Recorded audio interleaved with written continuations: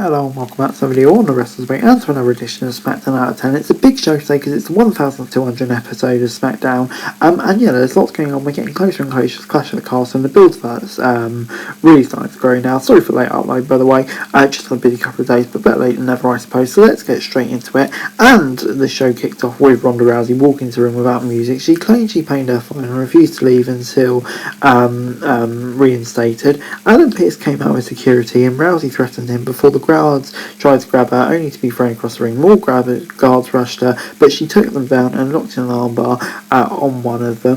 Aiden then brought the cops next, and they handcuffed Rousey and walked her off before removing her from the arena. Backstage, the cop car disappeared with Rousey. Roman Reigns showed up in a black SUV.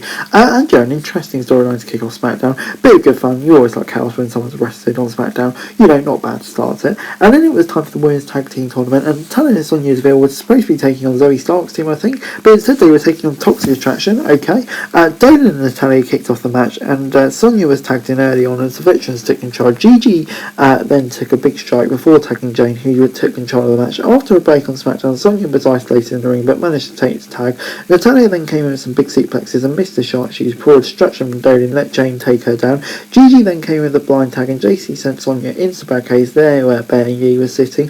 We then got another blind tag in the ring before Natty applied the shot she saw on Jolene, but she wasn't legal. Jane came in with a schoolboy and picked up for the victory. And yeah, this gets a 7 out of 10 from me. Didn't expect to see Toxic Attraction here, but I think they are a better fit for this tournament. It'll be interesting to see how far they go, because obviously they've been pushed really high on NXT.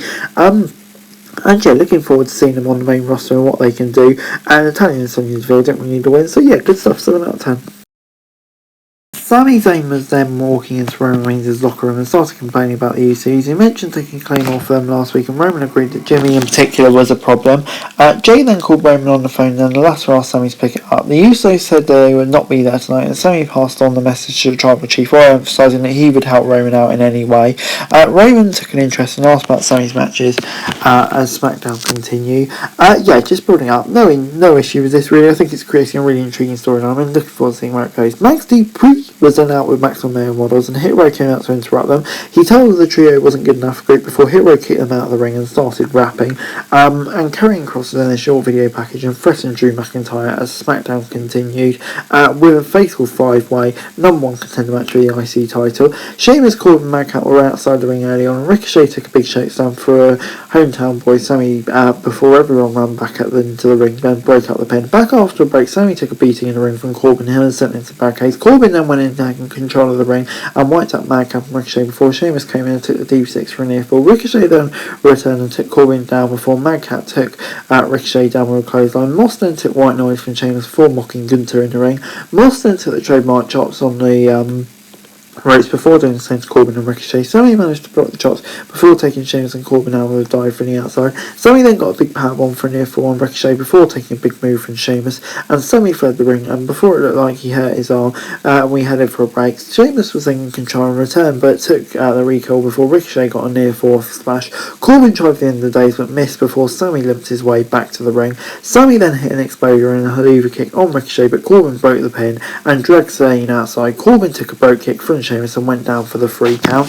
And yeah, Sheamus getting the win. I think we kind of expected it would be a UK show. And yeah, no issue with it at all. His run recently deserves a good pay-per-view match, and I think him versus Gunther will be great to see. 7 out of 10.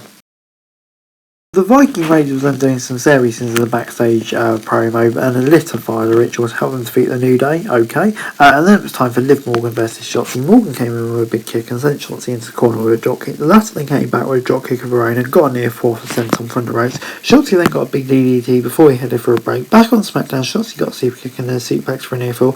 Liv came back with the Oblivion and picked up the W. And Shayna Baszler attacked Morgan after the match and kicked her down before attacking the champ's arm, almost stomping on it, but then kicked her in the face, wrestling it. And yeah, to be honest, this gets a 5 out of 10 from me. To be honest, it just didn't really click. I mean, like, we knew what they were trying to do, but yeah, it just kind of felt meaningless, to be honest. Really cheap and poor, to be honest. 5 out of 10. Yeah, just something about Liv Morgan's title reign isn't clicking for me, at least at the moment. Roman Reigns was out next and said people were running their mice behind his back. The tribal chief then claimed that Drew was lying when he said he was carrying the company because it was in fact Roman who was carrying it. McIntyre then walked out and said that Roman did not deserve to be champion because it was handed to him. A brawl broke out and McIntyre took the champ down before Sammy came in and took a claymore for Roman. Reigns charged in the spear, but McIntyre hit the claymore before Smackdown went off the air. I mean, like, some of the stuff that McIntyre was saying about Roman not deserving it was a bit, a bit harsh. I mean, like, he's reigned for like 1,000 days now or whatever. But McIntyre came across really strong here, and built out the anticipation, showed how good a challenger McIntyre can be at the pay-per-view. So yeah, on the whole, I didn't really have huge issues with this at all. And yeah, good way to make McIntyre look strong heading into Clash at the Castle, I suppose. But yeah, anyway, overall this week, SmackDown gets a 7 out of 10 from me. I thought this was a really, really good episode of SmackDown. The Fatal 5-Way match, Ronda Rousey at the start, and Drew McIntyre at the end. On the whole, yeah, I thought it was a really solid episode of SmackDown. Lots going on. And yeah, like I said, pretty enjoyable. So on the whole, I am going to give this week's episode as SmackDown a 7 out of 10. Just looking forward to Clash of Castle more and more now. But anyway, guys, that's it for the video. Thanks very much for watching. So like, share, subscribe, put those thoughts, comments down below. Follow us for daily wrestling news and subscribe to the channel. That'd be greatly appreciated. Thanks very much for watching. Peace out.